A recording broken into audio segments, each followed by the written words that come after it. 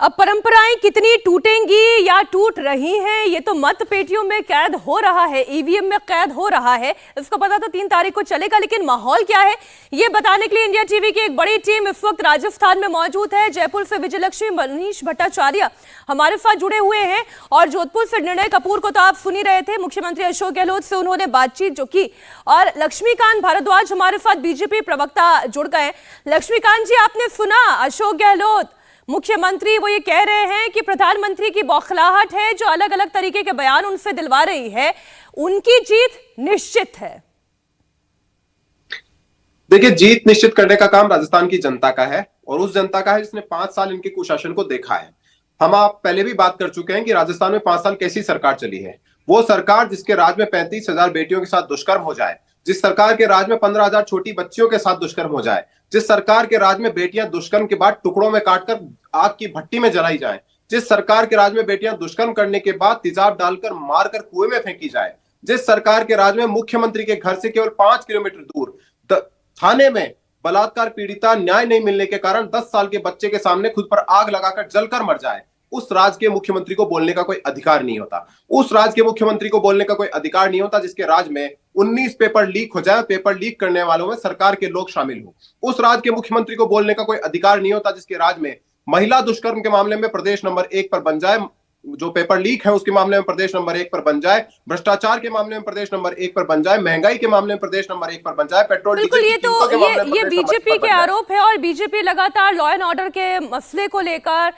भ्रष्टाचार को लेकर, इन मुद्दों को लेकर घेर रही है सरकार को। निर्णय हमारे साथ जोधपुर से लाइव जुड़े हुए हैं, लेकिन लोगों के मन में कौन से मुद्दे हावी हैं ये लोग बताएंगे। निर्णय, जरा आम मतदाताओं से बात करें, उनके मन में क्या है जरा पूछे। बिल्कुल, यहाँ पे इनफैक्ट मीनाक्षी मैं बता दूं, अभी माहौल में थोड़ी गहमा गहमी इसलिए क्योंकि अशोक गहलोत पहुँच गए हैं और अपने घर की तरफ वो गए हैं और वहाँ अपने माँ बाप को जो उनकी प्रतिमाएं हैं उन पे माल्यार्पण के वो यहाँ वोट डालने आ रहे हैं। तो यहाँ इस वक्त उसी चीज़ की गहमा गहमी चल रही है, लेकिन जो वोटर्स यहाँ खड़े हुए हैं उनसे हम ज़रूर बात करने की कोशिश करेंगे। लेकिन मैं एक डिस्क्लेमर यहाँ पे लगा दूँ पहले से, क्योंकि ये पूरा माहौल इस वक्त यहाँ पे कांग्रेसी जो वर्कर्स हैं उनके साथ वो भी हैं, तो हो सकता है आपको कुछ बायस्ड ओपिनियंस मिले, लेकिन हम बाद में कुछ और मतदाताओं से भी बात करने की कोशिश करेंगे। नहीं, यहाँ पर निर्णय थोड़ा बायस्ड ओपिनियन ही आपको मिलेगा, ये उनकी कॉन्स्टिट्यूएंसी है, बहरहाल आप बात करें। और अशोक जी ने जो ये गारंटी योजना, बिजली फ्री, ये गैस की टंकी फ्री, हम कोई पार्टी से नहीं है, जो ये हमारे राजस्थान के विकास का कार्य करेंगे हम उसी को वोट देंगे। और अशोक जी की इतनी गारंटी योजना है जिसकी कोई हद नहीं, पूरे हिंदुस्तान में एक मिसाल बन के कायम हुई है। जी मीनाक्षी, बात सही है आपकी, क्योंकि ये उनका ही पोलिंग बूथ भी है। आप बताइए, आप कहाँ से हैं? यहीं से हूँ जी। क्या सोच के इस बार वोट दे रहे हैं लोग? वो अशोक जी ने जो काम किए सब बढ़िया किए हैं, इसलिए सब उन्हीं को वोट देंगे। बिल्कुल। तो यहाँ पे मीनाक्षी, वैसे मैं आपको बता दूँ, आपको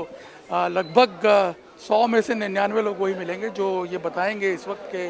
अशोक जी के काम कैसे रहे हैं। लेकिन हम बाद में और भी मतदाताओं से बात करने की कोशिश करें, क्योंकि यहाँ पे इस वक्त अशोक गहलोत कभी भी पहुँच सकते हैं इस बूथ पे, इसलिए पुलिस ने मूवमेंट भी थोड़ा टाइट कर रखा है। ठीक है, निर्णय आप रहे हमारे साथ, और जैसे वो आपको दिखाई देते हैं सीएम साहब, मैं दोबारा आपके पास लौटूंगी।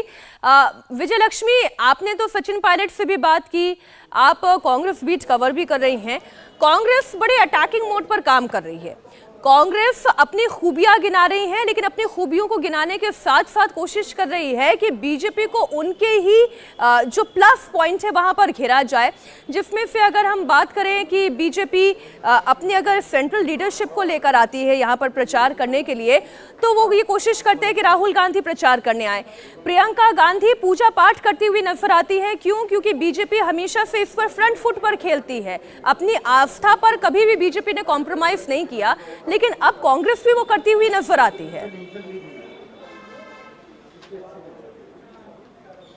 बिल्कुल, देखिए, हिंदुत्व की जहाँ तक बात की जाए,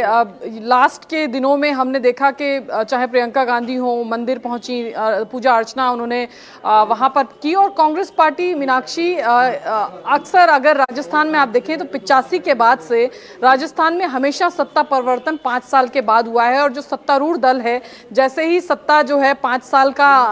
अंत की ओर होता है, तो हम देखते हैं एक एक जो है सत्तारूढ़ दल को भी लगता है कि अब तो चेंज ही होने वाला है, लेकिन इस बार पहली बार आपको लग रहा है कि कांग्रेस पार्टी जो है बड़े ऑफेंसिव मोड में यहाँ पर चुनाव लड़ती हुई नजर आ रही है। और बार बार कांग्रेस के नेता कहते हैं कि हम फाइट में हैं, हम चुनाव जीत रहे हैं, और जनता या राजनीतिक विश्लेषकों से भी बात करें तो कहते हैं कि कांग्रेस पार्टी अच्छी फाइट दे रही है, और अगर हारेगी भी तो एक मजबूत ऑपोजिशन के तौर पर उभर करके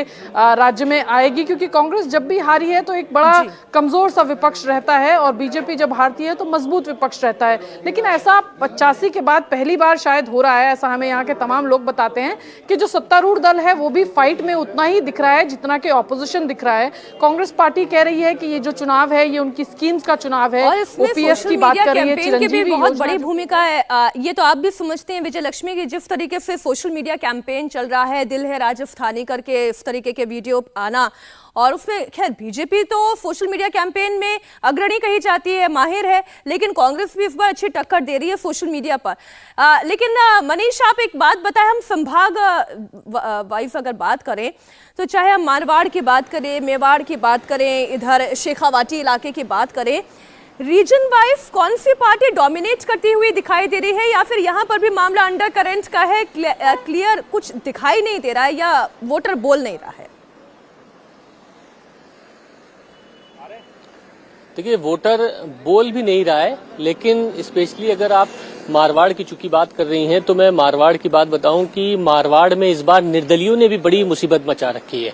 बाड़मेर की शिव विधानसभा सीट तो ऐसी है जहां पर एक ही सीट पर 7 कैंडिडेट है, 5 जिसमें से निर्दलीय है। रविंद्र सिंह भाटी एक बड़े चेहरे के तौर पर जो एक फैन फॉलोइंग लेकर आए थे, बीजेपी ने उनकी ज्वाइनिंग कराई, लेकिन उसके बाद फिर वो पार्टी से निकाल दिए गए, वो भी लड़ रहे हैं। और इस तरीके से मारवाड़ की सीटों पे अगर आप पूरा घूमे तो दिव्या मदेरणा जैसे ओसियां सीट से चुनाव लड़ रही हैं। बड़ी टफ फाइट वहां पर इसलिए भी मानी जा रही है कि वहां पर अब चुनाव जाट वर्सेस राजपूत का हो गया है। मारवाड़ कहें, पूर्वी राजस्थान कहें, हाड़ौती कहें, ढूंढाड़ कहें, और स्पेशली मेवाड़ का जो इलाका है जहां पर प्रधानमंत्री नरेंद्र मोदी की सबसे ज्यादा सभाएं हुई हैं, इन सब चीजों में एक चीज कॉमन जरूर दिखी है कि जहां जहां प्रधानमंत्री नरेंद्र मोदी सभा करने के लिए गए हैं वहां पर जो रेशियो है बीजेपी का वो बढ़ता नजर आ रहा है। स्पेशली मैं सिर्फ और सिर्फ सबसे ज्यादा फोकस पूर्वी राजस्थान पे कर रहा हूं, क्योंकि पूर्वी राजस्थान ही ऐसी सीट है जहां पर पिछली बार कांग्रेस सरकार सत्ता में आई थी, वहां पर बहुत जबरदस्त मैंडेट मिला था। लेकिन इस बार पूर्वी राजस्थान में कांग्रेस के लिए मुसीबत सबसे बड़ी यही है कि वहां पर चेहरे नहीं बदले, क्योंकि एंटी इनकम्बेंसी बहुत ज्यादा हो गई थी, और गुजर मीणा मिलकर सचिन पायलट के साथ वोट किए थे, और उन्होंने नाराजगी उन नेताओं, उन मंत्रियों पर जताई थी जो कहीं ना कहीं सचिन पायलट के साथ नहीं थे। वो डिमांड कर रहे थे कि चेहरे बदले, लेकिन गहलोत सरकार में वो चेहरे नहीं बदले गए, रिपीट फिर से हुआ। आलम ये रहा कि ईआरसीपी को लेकर कांग्रेस एक बड़ी यात्रा निकाल रही थी, लेकिन डर के मारे यात्रा आपने मनीष अब छू लिया है, लेकिन मजबूरी मेरे लिए यह है कि मुझे एक ब्रेक के लिए तो रुकना होगा। राजस्थान कांग्रेस के महासचिव और स्वर्णिम चतुर्वेदी भी हमारे साथ मौजूद है, फिर आपसे भी चर्चा होगी। एक छोटे से ब्रेक के लिए हमें रुकना होगा, होंगे फौरन हाजिर।